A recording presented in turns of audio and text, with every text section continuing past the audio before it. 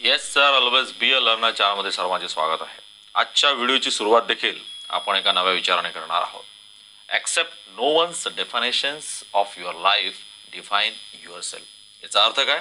आपणाबद्दल इतरांची मते काही असली तरी आपले नशीब हे आपल्या हातात असते. आपली क्षमता, आपल्या मध्ये असलेलं कौशल्य आपणालाच माहिती असते. आपल्यातील जे काही स्किल्स असते ते आपल्या स्वतःला जेवढं माहिती असते इतरांना माहिती नसते. आणि इतर कोणताही व्यक्ती आपल्या क्षमतेविषयी, आपल्या कौशल्याविषयी विधान करू शकत नाही आणि त्यांना तो अधिकारही नाही. आपल्या क्षमता व कौशल्य ह्या अमर्यादित असतात, पण जोपर्यंत आपल्यातील या मर्यादा आपण आपल्या मनात तयार करत असतो, जर त्या मर्यादा आपण क्रिएट केल्या नाहीत तर त्या अमर्याद स्वरूपात असतात आणि त्याला लिमिट नसते. आणि ही कौशल्य, ह्या क्षमता आपण अमर्यादित ज्या असतात ह्या इम्प्रूव्ह करू शकतो. आणि म्हणूनच म्हटलं जाते accept no one's definitions of your life, define yourself. चला तर आजच्या व्हिडिओला आपण सुरुवात करणार आहोत. आज आपण शिकणार आहोत आर्तवचक्र, ऋतुचक्र म्हणजेच मेन्स्ट्रुअल सायकल, म्हणजे शॉर्टमध्ये त्याला म्हणतात MC. सर्वांनी हा शब्द ऐकला असेल. कुतूहलपूर्वक आपण या शब्दामध्ये जर नीट विचार केला तर ही सर्वात महत्त्वाची सायकल आहे. आर्तवचक्र हे जे स्त्रीच्या प्रजनन संस्थेच्या संदर्भात जे असते, जे महिन्यामध्ये घडत असते, हा जो MC प्रकार असतो हा स्त्रीच्या दृष्टीने सुद्धा महत्त्वाचा असतो आणि एकूणच आपल्या जीवनाशी फारच हा कनेक्टेड आहे. तर आर्तवचक्र समजून घेण्यासाठी सर्वप्रथम ही पुस्तकात दिलेली आकृती नीट समजून घेणं गरजेचं आहे. दिसताना ही आकृती खूप कन्फ्युजिंग तुम्हाला दिसेल, मात्र तिचे जर पार्ट्स आपण बघितले, नीट व्यवस्थित समजून घेतले तर तुम्हाला ती सोपी वाटेल. सुरुवातीला ह्या वरच्या भागात आकृती तुम्ही निरीक्षण करा, पियुषिका ग्रंथी दाखवल्यात. या इथे या पियुषिका ग्रंथी दाखवल्यात आणि ह्याच्यातून संप्रेरके स्त्रवली जात असतात. जसं इकडे नाव दिलेलं आहे FSH, LH हे शॉर्टमध्ये नावं दिलेली आहेत. त्याचा अभ्यास आपण करणारच आहोत.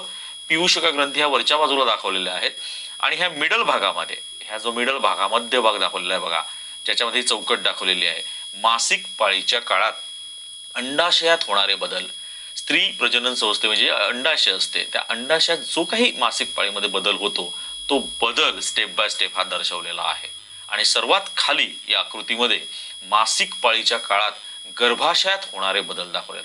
म्हणजे हे गर्भाशय दाखवलेत आणि त्याच्या मध्ये होणारे जे बदल आहे, त्याच्या आकारात होणारे बदल असो किंवा त्याच्या मधले काही आंतरिक बदल असो, हे आंतरिक सगळे बदल प्रत्येक दिवसाला दाखवल्यात. बघा सर्वात शेवटी हे दिवस दिलेत, 1 पासून ते साधारणपणे 28 पर्यंत दिवस दिलेले आहेत आणि पुन्हा एकापासून सुरुवात केलेली आहेत. म्हणजे 28 दिवसांच्या काळामध्ये हा गर्भाशयातील बदल इकडे दर्शवलेला आहे आणि ह्याचे जे पार्ट दाखवलेले. तर एक एक स्टेप बाय स्टेप आपण समजून घेऊया. सर्वप्रथम ऋतुचक्र म्हणजे आर्तवचक्र म्हणजे MC म्हणजे काय हे समजून घ्या. यौवनावस्थेनंतर स्त्रीच्या प्रजनन संस्थेमध्ये होणाऱ्या बदलांची दर 28 ते 30 दिवसांच्या कालावधीने होणारी पुनरावृत्ती म्हणजे आर्तवचक्र म्हणजेच ऋतुचक्र म्हणजेच MC होय. म्हणजे 28 ते 30 दिवसाच्या कालावधीने जेव्हा आपल्याला स्त्री प्रजनन संस्थेमध्ये जो बदल होतो त्याची जी काही पुनरावृत्ती घडत असते, या पुनरावृत्तीलाच आपण आर्तवचक्र असं म्हणत असतो. हे लक्षात ठेवायचं. या नैसर्गिक प्रक्रियेचे नियंत्रण 4 संप्रेरकाद्वारे होत असते. एकूण 4 संप्रेरक असतात, त्याची नावे लक्षात ठेवायची. पुटिका ग्रंथी संप्रेरके म्हणजेच फॉलिकल स्टिम्युलेटिंग हार्मोन, इकडे दाखवले बघा FSH शॉर्टमध्ये, पियुषिका ग्रंथीमध्ये आकृतीमध्ये ते आहे. त्यानंतर दुसरं दिलेलं आहे ल्युटिनायझिंग संप्रेरक, त्यालाच मराठीमध्ये पीतपिंडकारी संप्रेरक असं सुद्धा म्हणतात आणि शॉर्टमध्ये त्याला म्हणतात LH. इकडे दाखवलेलं आहे LH दाखवलेलं आहे बघा या पियुषिका ग्रंथीमध्ये. हे दुसरं संप्रेरक. आणि तिसरं संप्रेरक इस्ट्रोजेन आणि प्रोजेस्टेरॉन, हे जे दाखवलेलं आहे बघा इथे प्रोजेस्टेरॉन आणि एस्ट्रोजेन, इथे सुद्धा आकृतीमध्ये नीट पाहिलं तर इस्ट्रोजेन दाखवलेले आहेत. अशी 4 संप्रेरकामार्फत या नैसर्गिक प्रक्रियेचं म्हणजे ह्या MCचं नियंत्रण होत असते. आता हे जे नियंत्रण होत असते हे कशा प्रकारे होत असते बघूया. सर्वप्रथम ही जी 4 संप्रेरके आहेत, ही 4 संप्रेरके स्त्रवतात कुठून, त्याचा स्रोत कुठून तो बघूया. तर FSH आणि LH हे दाखवलेलं आहे पियुषिका ग्रंथीमधून स्त्रवतात. वरच्या भागात तुम्हाला लक्षात येईल FSH म्हणजे पुटिका ग्रंथी संप्रेरक आणि पीतपिंडकारी संप्रेरक म्हणजे LH ही दोन्ही संप्रेरके पीयूषिका ग्रंथीमधून स्त्रवली जात असतात आणि इस्ट्रोजेन आणि प्रोजेस्टेरॉन ही अंडाशयातून स्त्रवली जातात. हे अंडाशयाचे तुम्हाला दाखवले त्याच्यातून ती स्त्रवली जात असतात. आता अंडाशयात असणाऱ्या पुटिकापैकी आता हा जो मधला भाग आहे अंडाशयाचा क्रम दाखवलेला ना तो आपण समजून घेऊया. मासिक काळामध्ये अंडाशयात होणारा बदल तो समजून घेऊया. अंडाशयात असलेल्या पुटिकांपैकी ह्या दाखवलेल्या आहेत सर्व पुटिका दाखवलेल्या आहेत. या पुटिकांपैकी एका पुटिकेसह शब्द नीट लक्षात ठेवा एका पुटिकेसह त्यातील अंडपेशीचा विकास केला जातो. म्हणजे ही जी पुटिका दाखवलंय आणि त्याच्यामध्ये एक अंडपेशीचा विकास केला जातो एका पुटिकेसह आणि यासाठी पुटिका ग्रंथी संप्रेरकाची मदत होते. कोणत्या संप्रेरकाची मदत होते? पुटिका ग्रंथी. पुटिका ग्रंथी म्हणजे बघा इकडे FSH इकडे स्त्रवली जातात या प्रत्येक अंडाशयाच्या पोझिशन मध्ये त्या स्टेप बाय स्टेप कुठलं स्त्रवली जाते?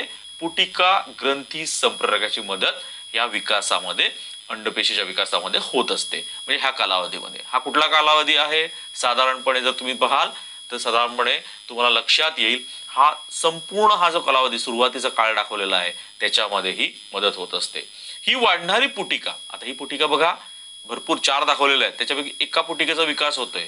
ही जी पुटिका आहे या पुटिकेतून इस्ट्रोजेन स्त्रवत असते. बघा इकडे इस्ट्रोजेन स्त्रवलंय इथून पण इस्ट्रोजेन आकृतीत बघा मिडलला इथून पण इस्ट्रोजेन हे संप्रेरक स्त्रवते आणि इस्ट्रोजेन हे जे संप्रेरक स्त्रवते त्याच्या प्रभावाखाली ते गर्भाशयात स्त्रवलं जाते. अंडाशय बघा लक्षात आलं असेल की गर्भाशयाचा संपर्क येतो. मग इस्ट्रोजेनच्या प्रभावाखाली गर्भाशयाच्या अंतस्तराची वाढ किंवा पुनर्निर्मिती होत असते. हे जे अंतस्तर दाखवलेला आहे आतील स्तर त्याची वाढ किंवा पुनर्निर्मिती या इस्ट्रोजेन संप्रेरकाच्या प्रभावाखाली होत असते. असा प्रश्न येऊ शकतो की गर्भाशयाची वाढ किंवा पुनर्निर्मिती ही कोणत्या संप्रेरकाद्वारे किंवा प्रभावाखाली होत असते? तर इस्ट्रोजेन हे शब्द लक्षात ठेवायचा. आता यानंतर पुन्हा इकडे मिडलला या पूर्ण वाढ झालेली पुटिका दाखवलेली आहे.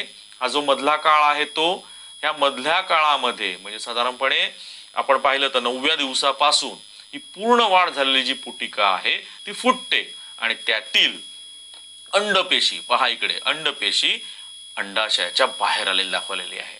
इथे लक्षात म्हणजे ही पुटिका पूर्ण वाढ जेव्हा होते तेव्हा फुटते आणि अंडपेशी ती अंडाशयाच्या बाहेर येते. हे पीतपिंडकारी म्हणजे LH हॉर्मोन म्हणजे ल्युटेनायझिंग हॉर्मोन म्हणजे LH म्हणजे पीतपिंडकारी संप्रेरकाच्या प्रभावामुळे हा प्रकार किंवा ही प्रक्रिया होत असते आणि त्यालाच शब्द काय दिलेला आहे?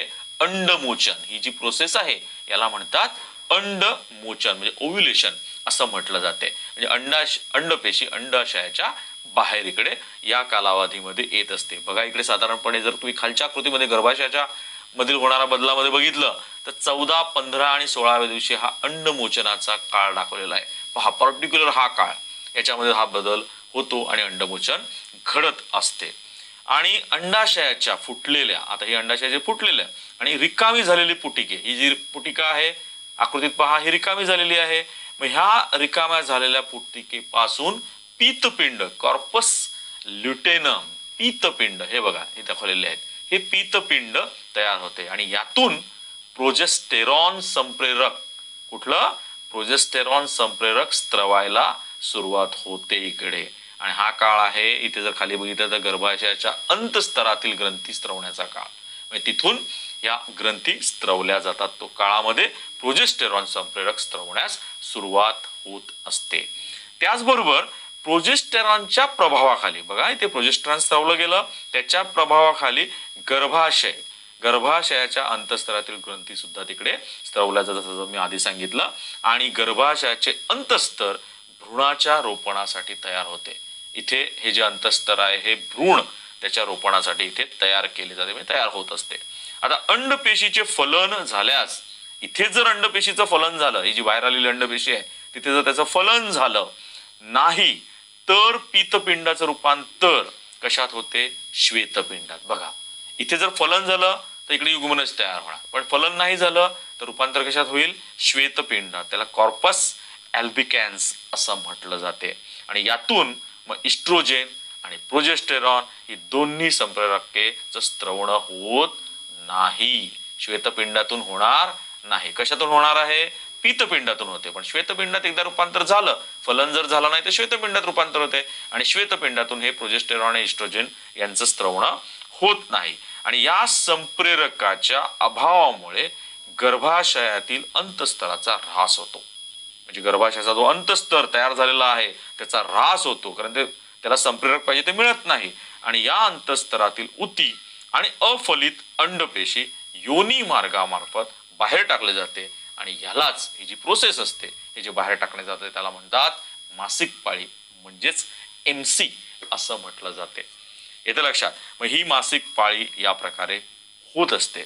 आता याबरोबर जेव्हा मासिक पाळी येत असते एखाद्या स्त्रीला, त्याबरोबर मोठ्या प्रमाणावर रक्तस्राव देखील होत असतो. बघा, हा रजस्त्राव दाखवलेला आहे आणि हा रक्तस्राव साधारणपणे 5 दिवस, इथे जर सुरुवातीचा काळ बघितला रजस्त्रावाचा तर 5 दिवस हा रक्तस्राव असतो. आणि ही प्रक्रिया प्रत्येक महिन्यात पुन्हा पुन्हा होत असते. बघा, इथे सुरुवातीला पण दाखवलंय आणि इथे सुद्धा दाखवलेली आहे. प्रत्येक महिन्यात पुन्हा पुन्हा होत असते. केवळ जेव्हा अंडपेशीचं फलन होते, बघा इथे मी या स्टेजला तुम्हाला सांगितलेलं होतं, जिथे पीतपिंड तयार झालेली आहेत आणि गर्भाशयाच्या अंतस्तरातील ग्रंथी स्त्रवण्याचा जो काळ तयार झालेला आहे, म्हणजे भ्रूणाचं रोपण तिकडे होऊ शकते, हा जो काळ आहे. तर जेव्हा अंडपेशीचं जर फलन झालं तर तयार झालेल्या भ्रूणाचं तिकडे रोपण होते आणि अभ्रकाचा जन्म होईपर्यंत व त्यानंतर दुग्धपानाच्या कालावधीपर्यंत, स्त्री आपल्या बाळाला दुग्धपान देत असते त्याच्या कालावधीपर्यंत या चक्राची पुनरावृत्ती थांबते. म्हणजे हे जे आर्तव चक्र आहे ते MC येणं त्या स्त्रीला थांबत असते. आणि ऋतुस्त्रावाच्या काळात स्त्रीला रक्तस्राव वेदना होत असतात हे आपल्याला माहिती आहे. ती अशक्त होते, संसर्ग होईल अशा नाजूक अवस्थेमध्ये असते, म्हणजे तिकडे स्वच्छतेची खूपच गरज असते. आणि अशा स्त्रीला या 5 दिवसामध्ये विश्रांतीची गरज असते. त्याचबरोबर वैयक्तिक स्वच्छतेची किंवा स्वच्छतेच्या सोयींची सुद्धा गरज असते. असं हे आर्तव चक्र म्हणजे ऋतुचक्र म्हणजे मेन्स्ट्रुअल सायकल हा जो प्रकार हा साधारणपणे हा अशा प्रकारे असतो. 28 ते 30 दिवसामध्ये पुन्हा पुन्हा ही नैसर्गिक प्रक्रिया होत असते आणि 5 दिवस हा रजस्त्रावाचा काळ असतो, हे लक्षात ठेवायचं. म्हणजेच आर्तव चक्र म्हणजे MC हा प्रकार तुम्हाला आता समजला असेल. आणि यावर या आकृतीच्या आधारे काही प्रश्न विचारले जाऊ शकतात. तर समजा परीक्षेला ही नावं न देता फक्त आकृती विचारली तर त्यावर आधारित कोणते प्रश्न विचारले जाऊ शकतील ते आपण पाहूया. आर्तव चक्र या आकृतीचे निरीक्षण करून पुढील प्रश्नाची उत्तरे द्या. नंबर 1, आर्तव चक्रात रजस्त्रावाचा काळ कधी असतो? कोणत्या काळी हा रजस्त्राव असतो? आपल्याला माहिती आहे 1 ते 5 दिवसामध्ये होत असतो. दुसरा प्रश्न विचारलेला आहे, अंडमोचन साधारण आर्तव चक्राच्या कोणत्या काळात पीतपिंड सक्रिय असते आणि ती कोणती संप्रेरके तयार करतात? म्हणजे इकडे संप्रेरकाची नावं तुम्हाला लक्षात आली पाहिजेत. तिसरा प्रश्न, आर्तव चक्रात स्त्रीचे कोणते अवयव बदलत राहतात? कोणत्या अवयवामध्ये बदल होत असतो याचं तुम्हाला नाव सांगता आलं पाहिजे.